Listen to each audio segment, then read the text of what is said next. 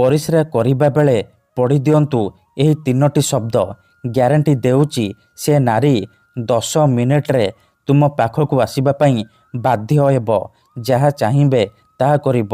ଆଜ୍ଞା ହଁ, ଯଦି ଆପଣ ସୁନ୍ଦରୀରୁ ସୁନ୍ଦରୀ ଝିଅକୁ ପଟେଇବାକୁ ଚାହୁଁଛନ୍ତି, ପଡ଼ିଶା ଘର ସୁନ୍ଦରୀ ଭାଉଜକୁ ମନେ ମନେ ଭଲ ପାଉଛନ୍ତି, କିନ୍ତୁ ଯେତେ ଚେଷ୍ଟା କଲେ ମଧ୍ୟ ତାକୁ ପଟେଇ ପାରୁନାହାନ୍ତି, ତାକୁ ନିଜର ମନ କଥା କହିପାରୁନାହାନ୍ତି, ଆଉ ଆପଣ ଚାହୁଁଛନ୍ତି କି ସେ ଝିଅ ନିଜେ ଆସି ଆପଣଙ୍କୁ ଭଲ ପାଉଛି ବୋଲି କହୁ, ତେବେ ମୋ କଥା ମାନି ପରିସ୍ରା କରିବା ବେଳେ ଏହି 3ଟି ଶବ୍ଦକୁ 3 ଥର ପଢ଼ି ଦିଅନ୍ତୁ। ଗ୍ୟାରେଣ୍ଟି ଦେଉଛି ସେ ଝିଅ 10 ମିନିଟ୍ରେ ପଟିଯିବ।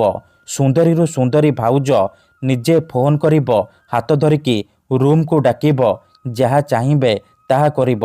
ଆଜ୍ଞା ହଁ, ଆପଣ ସମସ୍ତଙ୍କର ଇଚ୍ଛା ଥିବ ନିଜ ପସନ୍ଦର ସେ ଝିଅକୁ ପଟେଇବା ପାଇଁ, ସୁନ୍ଦରୀ ଭାଉଜକୁ ପଟେଇବା ପାଇଁ, କିନ୍ତୁ ଇଏ ଏତେ ସହଜ ନୁହେଁ। ଏଥିପାଇଁ ଆମର ତନ୍ତ୍ରଶାସ୍ତ୍ରରୁ ମୁଁ ଆଜି ଆପଣଙ୍କ ପାଇଁ ଏମିତି ଏକ ସହଜ, ମହାଶକ୍ତିଶାଳୀ ନାରୀ ମୋହିନୀ ବଶୀକରଣ ନେଇ ଆସିଛି, ଯାହାକୁ ଆପଣ କରିଦେଲେ ନିଜ ପସନ୍ଦର ସେ ଝିଅକୁ ପଟେଇ ପାରିବେ, ସୁନ୍ଦରୀ ଭାଉଜକୁ ପଟେଇ ପାରିବେ, ତାଠାରୁ କିଛି ବି କାମ ହାସଲ କରିପାରିବେ। ଏହି ବଶୀକରଣ କରିବା ପାଇଁ ଆପଣଙ୍କୁ କୌଣସି ପ୍ରକାର ମନ୍ତ୍ରତନ୍ତ୍ର କରିବାକୁ ପଡ଼ିବନି କିମ୍ବା କିଛି ବି ପଇସା ଖର୍ଚ୍ଚ କରିବାକୁ ପଡ଼ିବନି। ଆପଣ ବିନା ମନ୍ତ୍ର, ବିନା ତନ୍ତ୍ର, ବିନା କିଛି ପଇସା ଖର୍ଚ୍ଚ କରି ନିଜ ପସନ୍ଦର ସେ ଝିଅକୁ ପଟେଇ ପାରିବେ। କେବଳ ଆପଣଙ୍କୁ ପରିସ୍ରା କରିବା ବେଳେ ଏହି 3ଟି ଶବ୍ଦକୁ 3 ଥର ପଢ଼ିବାର ଅଛି। ତାପରେ ଦେଖିବେ ଯେମିତି ଆପଣ ଏପଟେ ଏହି 3ଟି ଶବ୍ଦକୁ ପଢ଼ିବେ, ସେପଟେ ସେ ଝିଅ ବିଚଳିତ ହୋଇ ଉଠିବ। ଯେପର୍ଯ୍ୟନ୍ତ ଆପଣଙ୍କ ପାଖକୁ ଆସିନି, ଆପଣଙ୍କ ସହିତ ସମ୍ପର୍କ ରଖିନି, ସେ ଖାଲି ଛଟପଟ ହେବ। ନମସ୍କାର ଫ୍ରେଣ୍ଡସ୍, ଓଡ଼ିଆ ଫଣ୍ଡା ଚ୍ୟାନେଲକୁ ଆପଣମାନଙ୍କୁ ସ୍ୱାଗତ। ଆଜିର ଏହି ବଶୀକରଣ ଦୁନିଆର ସବୁଠାରୁ ଶକ୍ତିଶାଳୀ ନାରୀ ମୋହିନୀ ବଶୀକରଣ। ଏହାର ପ୍ରୟୋଗ କେବେ ବି ଖାଲି ଯାଏନି, ତେଣୁ ଏହାକୁ ଆପଣ ଭାବିଚିନ୍ତିକି ପ୍ରୟୋଗ କରିବେ। ମନରେ କୌଣସି ଖରାପ ଉଦ୍ଦେଶ୍ୟ କିମ୍ବା କୌଣସି ଖରାପ କାମ ପାଇଁ ଆପଣ ଏହି ବଶୀକରଣ ବିଧିକୁ ପ୍ରୟୋଗ କରିବେନି। ଯଦି ଆପଣ ସତରେ ସେ ଝିଅକୁ ଭଲ ପାଉଛନ୍ତି, ତାକୁ ବିବାହ କରିବାକୁ ଚାହୁଁଛନ୍ତି, ତେବେ ଆପଣ ଏହି ବଶୀକରଣ ପ୍ରୟୋଗ କରିବେ। ଅନ୍ୟଥା ମନରେ କୌଣସି ଖରାପ ଉଦ୍ଦେଶ୍ୟ କିମ୍ବା କୌଣସି ଖରାପ କାମ ପାଇଁ ଆପଣ ଏହି ବଶୀକରଣକୁ ପ୍ରୟୋଗ କରିବେନି। କାହିଁକି ନା ପରିସ୍ରାର ଏହି ବଶୀକରଣର କୌଣସି ପ୍ରକାର କାଟ ନାହିଁ।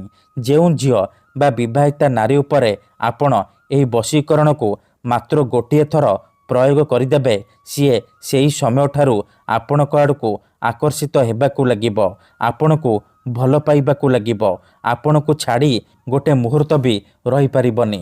ଏହି ବଶୀକରଣ ସାହାଯ୍ୟରେ ଆପଣ ଶାଶୁ, ନଣନ୍ଦ, ଦିଅର, ଭାଉଜ କାହାକୁ ବି ନିଜ ବଶରେ କରିପାରିବେ, ତାଠାରୁ କିଛି ବି କାମ ହାସଲ କରିପାରିବେ। ସୁନ୍ଦରୀରୁ ସୁନ୍ଦରୀ ପଡ଼ିଶା ଘର ଭାଉଜକୁ ପଟେଇ ପାରିବେ, ତାଠାରୁ ନିଜର ମନ ମୁତାବକ କାମ ହାସଲ କରିପାରିବେ। ତେବେ ଏହି ବଶୀକରଣ କରିବା ସବୁଠାରୁ ସହଜ। ଏହାକୁ ଆପଣ କିପରି କରିବେ, କେମିତି କରିବେ, ଏହାର ପ୍ରୟୋଗ ବିଧି କ'ଣ, ପରିସ୍ରା କରିବା ବେଳେ ଆପଣ କିପରି 3ଟି ଶବ୍ଦକୁ ପଢ଼ିବେ, ମୁଁ ଆପଣଙ୍କୁ ଶିଖେଇବି। ସମ୍ପୂର୍ଣ୍ଣ ପ୍ରୟୋଗ ବିଧି ମୁଁ ଆପଣଙ୍କୁ ଶିଖେଇବି। ଜାଣିବା ପାଇଁ ମୋର ଆପଣମାନଙ୍କୁ ଅନୁରୋଧ କି ଆପଣ ଭିଡ଼ିଓଟିକୁ ଶେଷ ପର୍ଯ୍ୟନ୍ତ ଧ୍ୟାନ ସହିତ ଦେଖନ୍ତୁ। ବିଧିଟି ଜାଣିବା ପୂର୍ବରୁ ଆଉ ଗୋଟିଏ କଥା ଜାଣି ରଖନ୍ତୁ। ମନ୍ତ୍ର, ତନ୍ତ୍ର, ଯନ୍ତ୍ର, ବଶୀକରଣ ଇଏ ଏମିତି ସେମିତି କାମ କରେନି। ମନରେ ସମ୍ପୂର୍ଣ୍ଣ ବିଶ୍ୱାସ, ନିଷ୍ଠା ଆଉ ଏକାଗ୍ରତାର ସହିତ ଆପଣଙ୍କୁ ଏହି ବଶୀକରଣ କରିବାକୁ ପଡ଼ିବ। ତେବେ ଯାଇ ମୁଁ ଆପଣଙ୍କୁ ଗ୍ୟାରେଣ୍ଟି ଦେଉଛି ଆପଣ ଯାହାକୁ ଚାହିଁବେ ତାକୁ ପଟେଇ ପାରିବେ। ଭିଡ଼ିଓଟିକୁ ଧ୍ୟାନ ସହିତ ଶେଷ ପର୍ଯ୍ୟନ୍ତ ଦେଖନ୍ତୁ। ପ୍ରୟୋଗ ବିଧି ଠିକ୍ ଭାବରେ ଶିଖନ୍ତୁ। ତାପରେ ଆପଣ ଏହି ବଶୀକରଣ କରିବା ପାଇଁ ଯିବେ। ଅଧାରୁ ଛାଡ଼ିକି ପଳେଇଲେ କିମ୍ବା କାଟି କାଟି ଦେଖିଲେ ଆପଣ କିଛି ବି ବୁଝିପାରିବେନି। ପରେ କମେଣ୍ଟ କରିବେ, ଗୁରୁଜୀ ଆପଣଙ୍କର ବଶୀକରଣ କାମ କରୁନି।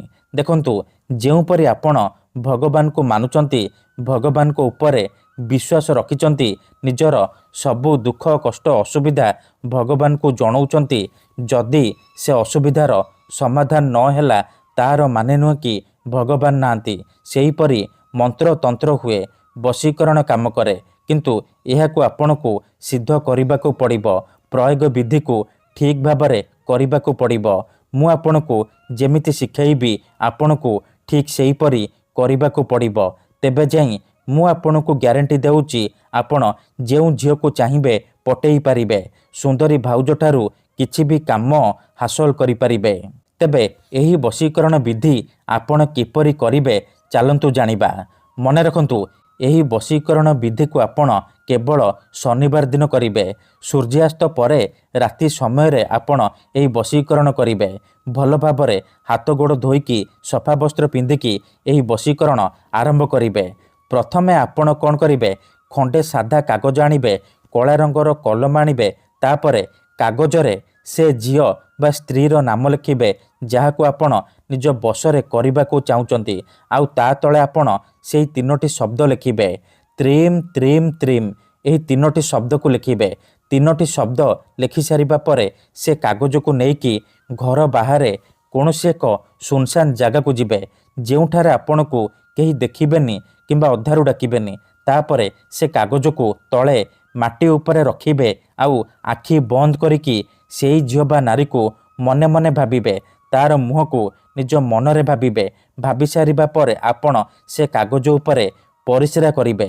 ପରିସ୍ରା କରିବା ବେଳେ ଆପଣ ତ୍ରିମ୍ ତ୍ରିମ୍ ତ୍ରିମ୍, ତ୍ରିମ୍ ତ୍ରିମ୍ ତ୍ରିମ୍, ତ୍ରିମ୍ ତ୍ରିମ୍ ତ୍ରିମ୍ ଏହିପରି ଏହି 3ଟି ଶବ୍ଦ 3 ଥର ପଢ଼ିଦେବେ। ତାପରେ 5 ଥର ସେ ଝିଅ ବା ସ୍ତ୍ରୀର ନାମ କହିବେ ଯାହାକୁ ଆପଣ ପଟେଇବାକୁ ଚାହୁଁଛନ୍ତି। ଏତିକି କରିସାରିବା ପରେ ଚୁପଚାପ ଘରକୁ ଫେରିଆସିବେ। ପଛକୁ ବୁଲିକି ଚାହିଁବେନି। ଗ୍ୟାରେଣ୍ଟି ଦେଉଛି ଏତିକି କରିକି ଦେଖନ୍ତୁ, ମାତ୍ର 10 ମିନିଟରେ ପ୍ରଭାବ ପଡ଼ିବା ଆରମ୍ଭ ହୋଇଯିବ। ସେ ଝିଅ ହେଉ ବା ବିବାହିତା ନାରୀ ଆପଣଙ୍କ ଆଡ଼କୁ ଆକର୍ଷିତ ହେବାକୁ ଲାଗିବ। ଧନ୍ୟବାଦ।